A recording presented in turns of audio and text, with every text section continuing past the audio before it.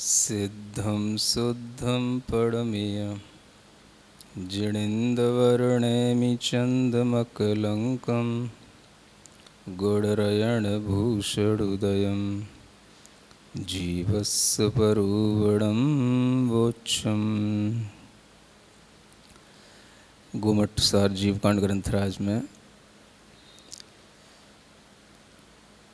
ज्ञान मार्गणा के अंतर्गत श्रुत ज्ञान का प्रकरण चल रहा है, जिसमें 12 अंगों के बारे में, द्वादशांग के बारे में आपको ज्ञान दिया जा रहा था। जो 12वां अंग दृष्टिवाद है, उसके भेद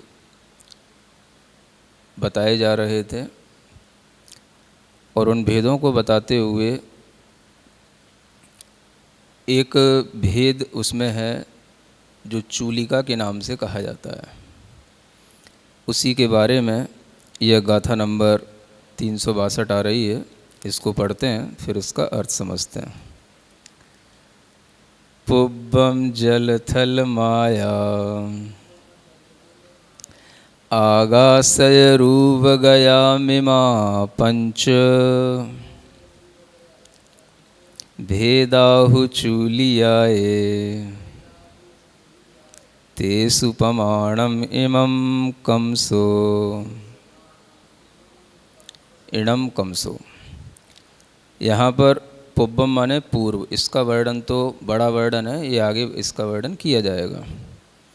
चूलिका का यहाँ पर वर्णन किया जा रहा है। चूलिका के यहाँ भेद बताए जा रहे हैं।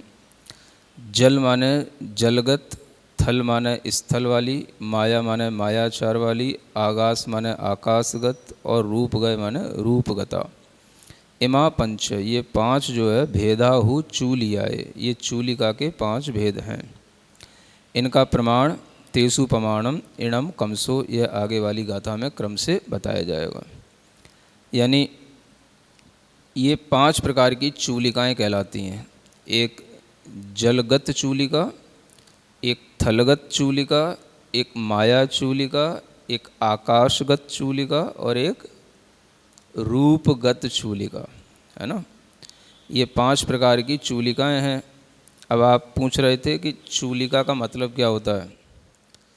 तो चूलिका का मतलब होता है कि जैसे कोई भी विषय हमने प्रस्तुत किया, किसी विषय के बारे में हमने जानकारी दी, कुछ विषय उसका छूटा रह गया जो आगे और बताना शेष था, तो उसे चूलिका ग्रंथ के अंतर्गत, चूलिका के अधिकार के अंतर्गत रख करके उसको बताया जाता है। जैसे कि यह एक आदि पुराण है, महापुराण के नाम से। तो आदि पुराण के जो है 2 भाग हैं। तो एक भाग जो आचार्य जिनसेन महाराज जी का जो लिखा हुआ है, दूसरा भाग भी बहुत कुछ जिनसेन महाराज जी का लिखा हुआ है, लेकिन बीच में संभव है कि उनका देहावसान हुआ। इस कारण से उस पुराण की पूर्ति उनके ही शिष्य थे गुणभद्र, तो उन्होंने जो है फिर उसको चूलिका के रूप में की। यानी कि कुछ और विषय जो बचा रह गया है उस पुराण का, तो उस विषय को उन्होंने भूमिका बना करके उसको पूर्ण किया। तो ये चूलिका एक तरह से इसी तरह की एक विषय वस्तु को बताने वाली ये चीज़ है। तो चूलिका में जैसे कि जो हमने पूरा वर्णन किया है, उस वर्णन में या तो कुछ विशेष वर्णन जो हमें करना शेष था, जो हम पूरे विषय में नहीं कर पाए, उसको हम चूलिका के अंतर्गत रख करके करते हैं। तो इसी तरह का वर्णन जो सठखंडागम आदि जो ग्रंथों की टीका लिखी हुई है, उसमें भी एक चूलिका नाम की पुस्तक है। यह 6वीं पुस्तक जो है चूलिका के रूप में आती है। और उस पुस्तक के अंतर्गत भी जो है इसी तरह का वर्णन है कि उसमें कई कांडक दिए हुए हैं, दंडक दिए हुए हैं। तो उन दंडकों को पढ़ने से बहुत कर्मों की निर्जरा होती है, ऐसा उसमें लिखा हुआ है। जब ब्रह्मचारी अवस्था में आचार्य महाराज के पास थे, तभी से आचार्य महाराज ने ये धवला ग्रंथ का अध्ययन कराना शुरू किया था। तो धवला की 4थी पुस्तक से आचार्य महाराज ने पढ़ाना शुरू किया।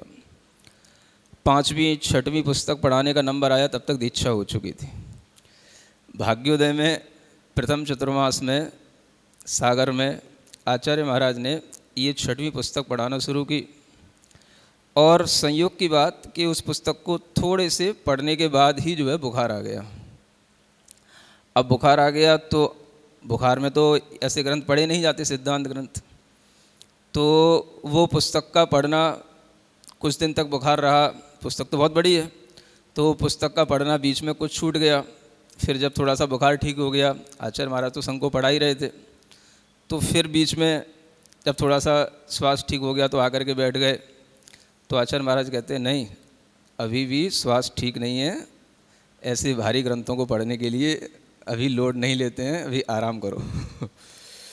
तो कुल मिला करके ये वही पुस्तक थी, चूलिका के रूप में है, ये जीवट ठाण की ये चूलिका कहलाती है। तो अब वो ग्रंथ जो है पढ़ना उस समय पर छूट गया, तो वो 6वीं पुस्तक नहीं पढ़ पाए।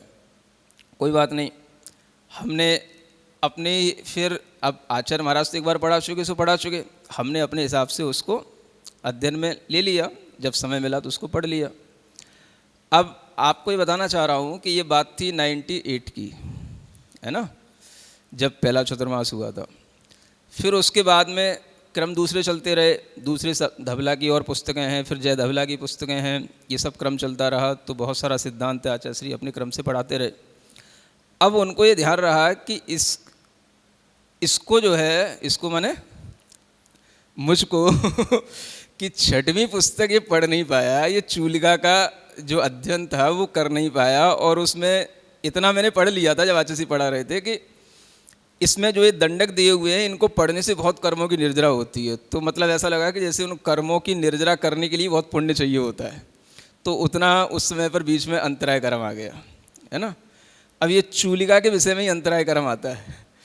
अब क्या हुआ कि जब 2007 में जब आचार्य महाराज ने कहा कि सम्मेद की यात्रा के लिए जाना है, और सम्मेद की यात्रा पे जब चले गए, संयोग की बात, तो संघ में कुछ और भी नए महाराज थे, तो उन्होंने फिर से वही चूलिका की पुस्तक 6वीं पुस्तक लगाना शुरू की। और उस समय पर चातुर्मास हमारा तो कोतमा में हो रहा था, आचार्य महाराज का यहाँ बीनाबारा में होगा। तो उस समय पर आचार्य महाराज को याद आया, तो उन्होंने कहा कि देखो,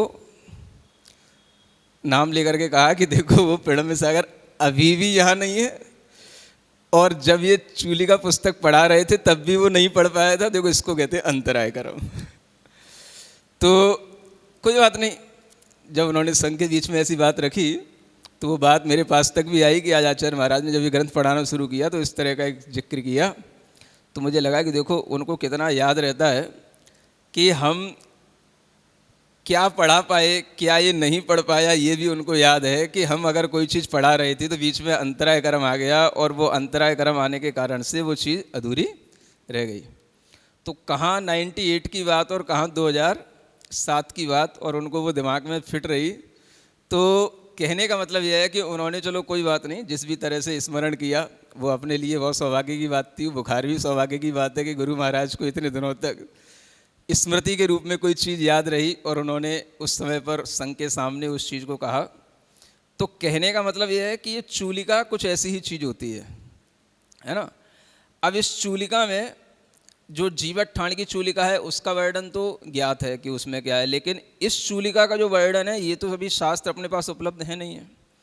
तो इन चूलिकाओं के केवल बस विषय थोड़े थोड़े एक एक लाइन में टीका ग्रंथों में लिखे हुए मिलते हैं, उसी के आधार पर आपको बता रहा हूँ कि इसमें लिखा हुआ है कि जो जलगत चूलिका होती है उसमें ऐसे मंत्र तंत्र और विद्याओं का वर्णन दिया जाता है जिसके माध्यम से जल पर चलना, जल में चलना, है ना, थल की तरह चलना, इस तरीके की विद्याएं सिद्ध होकर के कैसे मंत्रों से होंगी, कैसी तपश्चर्या से होंगी, वो सब ज्ञान दिया जाता है। उसका नाम है जलगत चूलिका। तो इसी जलगत चूलिका में अग्नि का भी वर्णन दिया जाता है कि अग्नि को भी आदमी खा सकता है, आदमी अग्नि को भी जो है मतलब अपना ग्रास बना सकता है, अग्नि पर चल भी सकता है, अग्नि में कूद भी सकता है और कुछ भी ना हो उसको। ऐसे मंत्र होते हैं, उनकी सिद्धियां होने पर ऐसा हो जाता है। तो अग्नि का भी है और जल का भी, ये सब इसी जलगत चूलिका में इसका विषय वर्णन रहता है। मंत्र तंत्रों के माध्यम से ये सब करना की विद्या भी इनमें दी रहती है ना। और थलगत चूलिका जो होती है उसमें स्थल की जो चीज़ें हैं, माने ज़मीन पर रहने वाली जो चीज़ें हैं, कि हम ज़मीन पर भी जैसे मान लो बड़े बड़े कुलाचल पर्वत हैं, मेरू पर्वत हैं, तो इन पर्वतों को भी कैसे लांघ सकें, इन पर्वतों के भी पार कैसे जा सकें, या बड़े बड़े कोई जंगल हैं उनसे हम कैसे निकल सकें, या कोई खदानें हैं, सुरंग हैं, कहीं अगर हमारे पास मंत्र तंत्र इत्यादि विद्याओं की शक्तियाँ हैं तो हम वहाँ से भी निकल सकते हैं। तो ये सब सिखाया जाता है, इसमें एक ज्ञान दिया जाता है, इसका नाम है थलगत चूलिका। इसके अलावा अनेक तरह की जो वास्तु विद्याएं चलती हैं, उस वास्तु विद्या का ज्ञान भी इसी थलगत चूलिका में दिया जाता है ना। ये दूसरी है। और तीसरी है मायागत चूलिका। तो मायागत चूलिका में जैसे जो इंद्रजालिया होते हैं, जादूगर टाइप के लोग होते हैं, जो तरह तरह की जो है मायाचारी के माध्यम से ही, माने आपके सामने मतलब नोटों के नोट निकाल के दिखा दें, इस तरीके की जादूगरी करते हैं। तो ये सब भी जो है एक तरह के तंत्र विद्याएं हुआ करती हैं। तो इन मंत्र तंत्र विद्याओं का ज्ञान भी इस मायागत चूलिका में दिया जाता है, जिसके माध्यम से वह बहुरूपिया के रूप बना सकता है, अनेक तरह के माया जाल, इंद्रजाल आपके सामने प्रस्तुत कर सकता है। और इस तरह की विद्या का अध्ययन कराया जाता है इस चूलिका में। इसका पूरा ज्ञान डिटेल बहुत पदों के साथ में है, तो ये ज्ञान छोटा नहीं होता है, आगे इन पदों की संख्या बताई जाएगी। तो ये मायागत चूलिका हुई। और फिर इसमें आती है चौथी आकाशगत चूलिका, यानी आकाश में भी चलने की शक्ति आ जाना, है ना। आकाश में गमन करना, आकाश में उड़ना, आकाश में भी जो है पक्षियों की तरह चलना, या आकाश में एक सामान्य मनुष्य की तरह चलना। तो ये सब भी जो है सिद्धियों से प्राप्त होता है। कैसे इसके लिए तपश्चर्या की जाती है, कौन कौन से मंत्रों का आलम्बन लिया जाता है, ये सब विशेष विधियां जिसमें सिखाई जाएं, उसका नाम कहलाएगा आकाशगत चूलिका। ठीक है ना। फिर एक होती है रूपगत चूलिका। कौन सी? रूपगत। इस चूलिका में अनेक तरह के रूप बनाने की मंत्र विद्या इत्यादि बताई जाती है ना। सिंह का रूप, व्याघ्र का रूप, हाथी का रूप, खरगोश का रूप, किसी भी तरह के पक्षी का रूप, पशु का रूप, वह बनाने की विद्या, अलग अलग रूपों को बनाने की विद्या इसमें बताई जाती है। तो ये रूपगत विद्या में आ जाता है। इसके अलावा अनेक तरह के जो उत्खनन के काम होते हैं, खदान इत्यादि के भी जो काम होते हैं, उनसे संबंधित ज्ञान भी, जैसे धातु विद्या होती है, रसायन विद्या होती है, कि किस खदान में कौन सी धातुएं मिलती हैं, है ना। किस स्थान पर हम कौन सी जगह पर खदान में खुदाई शुरू करें तो वहाँ पर हमें इस तरीके की मेटल मिल जाएंगे, है ना। ऐसी धातु का ज्ञान भी जो है ये दिया जाता है, ये भी इस रूपगत विद्या में आता है। तो ऐसा होता है, अलग अलग स्थानों पर अलग अलग तरह की मेटल निकला करते हैं, है ना, धातुएं निकला करती हैं। जैसे जब हम लोग आचार्य महाराज के साथ में जब अमरकंटक रहते थे, तो वहाँ अमरकंटक का आसपास का इलाका, वहाँ पे खदान में, या यूँ कहो कि थोड़ा भी कहीं कोई मिट्टी खुदी हुई होगी तो वहाँ पर बॉक्साइट बहुत निकलता है, बॉक्साइट। तो वहाँ पर उस तरीके की वो धातुएं निकलती हैं। इधर उसके आगे और चले जाओ बिलासपुर की तरफ, तो वहाँ कोयला कोयला निकलता है खूब। हमने ऐसी भी जगह देखी हैं जहाँ पर सारे के सारे खदानों के, मतलब कहना चाहिए, कोयलों को निकाल निकाल करके ज़मीन को बंजर कर दिया। वो उस ज़मीन पर कुछ नहीं हो सकता, एक तिनका भी नहीं उगता वहाँ पर। बिहार करते हुए ऐसी भी ज़मीनें देखी हैं। तो ये उत्खनन आदि की विद्या भी सिखाई जाती है कि कौन सी जगह पर अब ये होता है। जैसे आपको ग्रेनाइट निकालना है, तो पत्थरों का उत्खनन करने के लिए भी अलग अलग जगह पर लोग माइल्स ढूंढते हैं। तो वहाँ पर जो है उन माइंस में कहाँ पर कौन सा क्वालिटी का पत्थर निकलेगा, ये जो है अगर कोई जानकार होगा बता देगा, तो वहाँ पे वैसे ही निकलेगा, है ना। बहुत से लोग माइंस ले लेते हैं, तो माइंस तो बहुत महंगी खरीदी जाती हैं, फिर उसमें क्या निकले क्या ना निकले, तो बहुत बड़ा एक रिस्क वाला ये सब सौदा होता है। तो जो लोग पत्थर का काम करते हैं वो जानते हैं। तो इस तरीके से ये सब जानकारी भी जो है इन शास्त्रों में दी जाती है, विद्याएं होती हैं। जैसे कहाँ पर पानी है कि नहीं है, ये भी जानकारी आपको एक सामान्य से है, आज भी मिल सकती है ना। इस तरह की जानकारी कि आपको कोई भी बता सकता है कि आप एक कॉपर की रॉड ले लो और उस रॉड को जो है लेकर के इस तरीके से उस स्थान पर जहाँ पानी को चेक करना है आप उसको मिलाओ। अगर वो जो है वहाँ पर मिल मिलने में उसके लिए वहाँ पर कोई दिक्कत आ रही है, तो वो जो है वहाँ पर पानी नहीं है, और एकदम से वो मिल गई, वहाँ की एनर्जी इस तरीके की बताई गई कि वो एकदम से मिल जाएगी, तो आप समझ लें पानी है ना। नारियल के माध्यम से ही बता दिया जाता है। तो इस तरीके से जो है कुछ लोग किया करते हैं। एक जो ये राजेंद्र जैन है जो वास्तुशास्त्री, तो ये भी जो है पहले है, तो वैसे ये बंडा के हैं, अभी इंदौर में रहने लगे हैं। तो ये पहले जब हम संघ में थे तो संघ में आते थे तो ये नारियल को घुमा करके ऐसे दिखाते थे कि मतलब जहाँ पानी है कि नहीं, तो देखो वहाँ पर ये नारियल नाचने लग जाता था।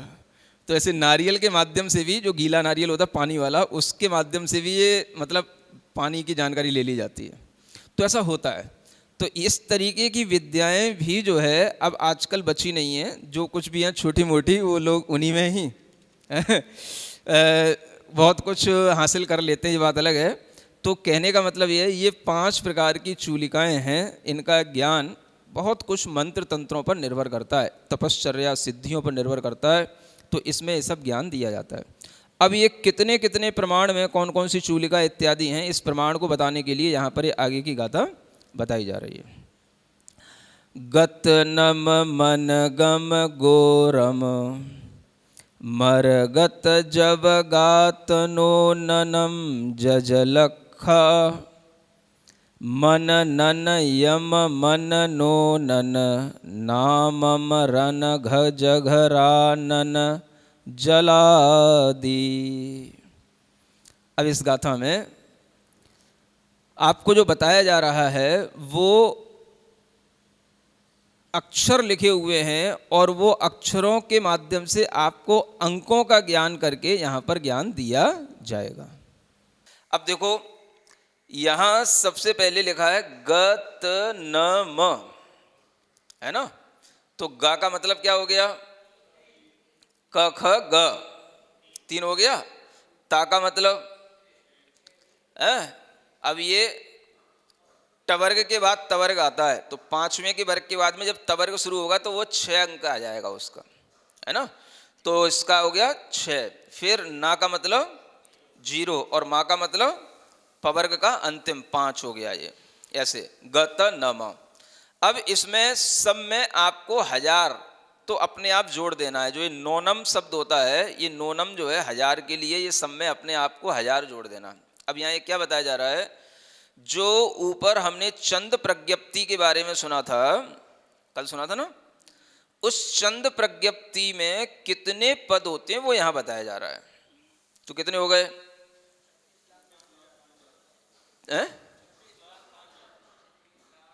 36 लाख। अच्छा, 36,05,000 पद हो गए। अच्छा, ये किस में हो गए, चंद प्रज्ञप्ति में हो गए। ये इतने से निकल आया, कितने से, गत नम। समझ आ रहा है ऐसा। फिर ये क्या लिखा है, मन गम। तो माँ से 5 अंक लेना, ना माने 0, और गा का मतलब 3 हो गया, क ख ग, ठीक है ना। तो फिर इसके आगे 3 शून्य और रख दो 1000 के अपने आप, ये तो 9 नवम, ये कॉमन है, ठीक है ना। तो क्या हो गया, ये हो गया 5,03,000। ये पद हो गए किसके, ये सूर्य प्रज्ञप्ति के पद हो गए, ठीक है। ऐसे ही आगे गोरम, गो का मतलब हो गया 3। जो मात्राएं वगैरह होती हैं उनको नहीं देखा जाता है ना, केवल व्यंजनों को देखना है। तो गा माने हो गया 3, रा य र, तो रा का भी 2 अंक आ जाएगा, या के बाद में रा आएगा तो 2 अंक आ जाएगा। और माँ ये भी पवर का अंतिम है, तो 5 अंक हो गया। तो 3 2 5 और उसके आगे 3 0 लगा देना, तो कितना हो गया, 3,25,000 हो गया। माने 3,25,000 पदों में जम्बू द्वीप प्रज्ञप्ति का वर्णन किया गया है। इन जम्बू द्वीप प्रज्ञप्ति में कितने पद हैं, 3,25,000 पद, ठीक है ना। ऐसे फिर क्या लिखा है, मरगत, तो माँ के लिए 5 हो गया, रा के लिए 2 हो गया, गा के लिए 3 हो गया, और ता के लिए 6 हो जाएगा, है ना। और 3 शून्य रख दो तो कितना हो गया, 52,36,000 हो गया। ये हो गई द्वीप सागर प्रज्ञप्ति में पदों की संख्या, ठीक है ना। कितनी, 36,000। सुन रहे हो? जो सुन रहे हो बस उसी को बोलते रहो, है ना। फिर आगे जवगात नोनम, है ना। ये नोनम तो सब में लगाना ही था, ये वाला नोनम। तो नोनम का मतलब 1000 हो जाता है, ठीक है ना। नो न न, क्योंकि 3 ना आ गए, 0 0 3 आ गए, इसलिए नो न सबके साथ लगाना था।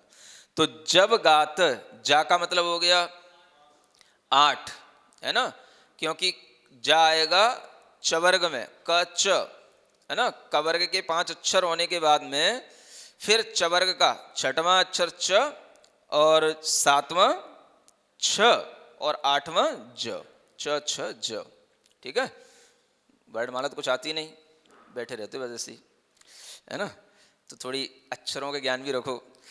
तो क्या हो गया, कौन सा चल रहा था, जब गात, ये वाला है ना। तो जा कितने हो गए, 8, जा के लिए 8 हो गया। यारा लवा, वा के लिए हो गया 4, और गा के लिए क ख ग 3 अक्षर हो गया, और ता के लिए ये भी जो है टवर्ग के बाद तवर्ग आता है, तो 5 उसके होने के बाद तवर्ग का पहला अक्षर ता आता है, तो 6 अंक हो जाएगा इसका।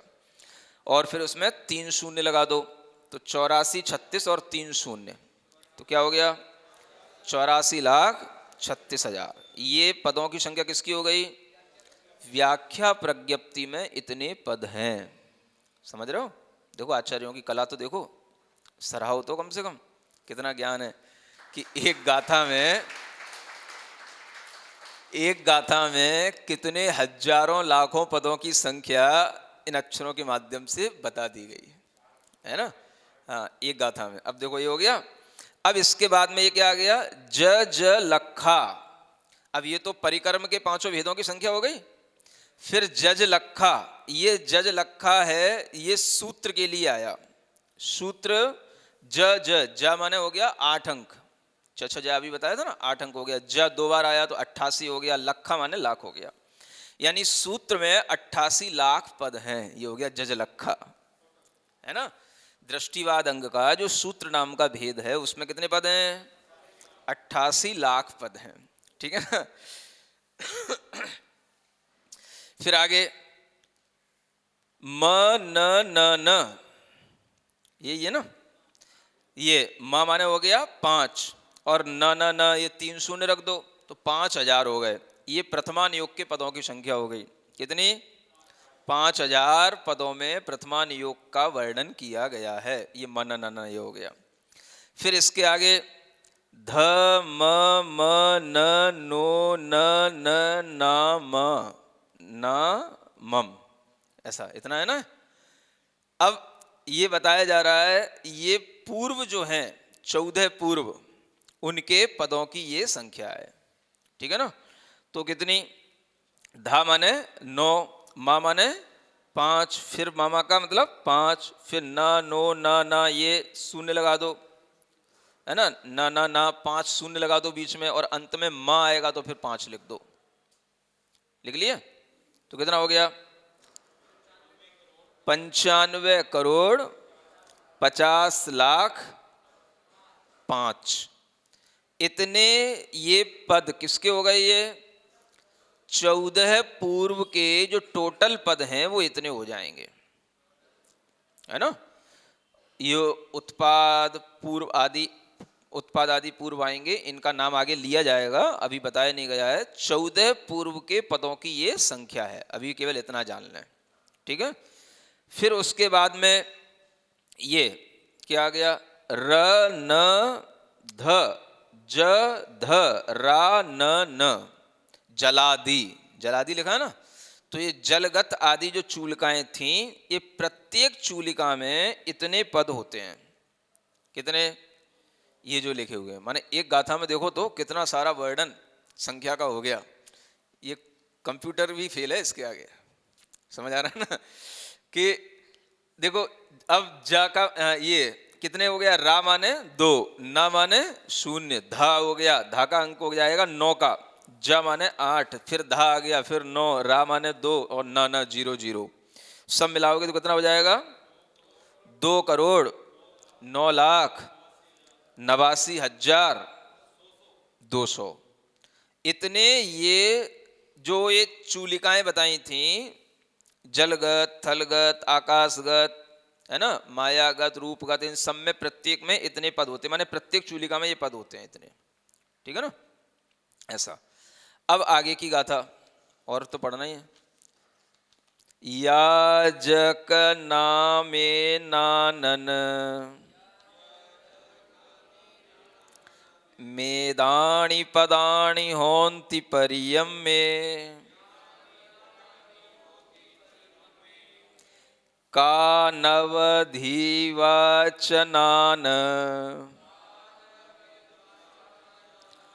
मेसो पुण चूलिगा जोगो। ये अब क्या कहते हैं, इतने पद होते हैं परिकर्म में, पदानी होन्ति परिकर्म, अभी परिकर्म आया था ना, तो परिकर्म के सभी पदों की संख्या यहाँ अब ये जोड़ करके बताई जा रही है। देखो अब टोटल भी बताया जा रहा है। जो परिकर्म आया था ना, इसके भेद आए थे, चंद प्रज्ञप्ति इत्यादि। हाँ, तो अब उनको सबको टोटल करके यहाँ बताया जा रहा है। क्या लिखा है, या का मतलब हो गया एक, जा माने 8, का माने 1, ना माने 0, फिर मा माने 5 और 3 ना ना ना 0 0 0। ये कितना हो गया, 1,81,05,000। ये परिकर्म के कुल पदों की संख्या हो गई। हाँ, सबके जोड़ के कर लोगे तो इतना आ जाएगा। और इसी तरीके से जो ये 5 चूलिकाएं बताई थी, है ना, इसमें जो एक चूलिका के पदों की संख्या बताई थी, तो उसमें 5 का गुणा कर दो, तो उसके भी 5 चूलिकाओं का जोड़ एक साथ आ जाएगा। वो जोड़ इतना ही होगा जो इसमें लिखा है, का नव धीवा चनान। इसमें जो आया तो का माने 1, ना माने 0, वा माने 4, धा माने 3, फिर वा माने 4, चा माने 6, ना ना ना, ये 3 0 और लगा दो, तो ये हो जाएगा 10,49,46,000। ये सभी चूलिका के पदों की संख्या जोड़ करके आ गई। ठीक है, कहो तो ठीक है, ठीक है ना। तो ये जो है अभी आपको सिर्फ यहाँ पर ये पदों की संख्या का ज्ञान ये कराया गया। और अब इसके बाद में जो 14 पूर्व आदि का ज्ञान है वो आगे बताया जाएगा। आज के लिए इतना पर्याप्त।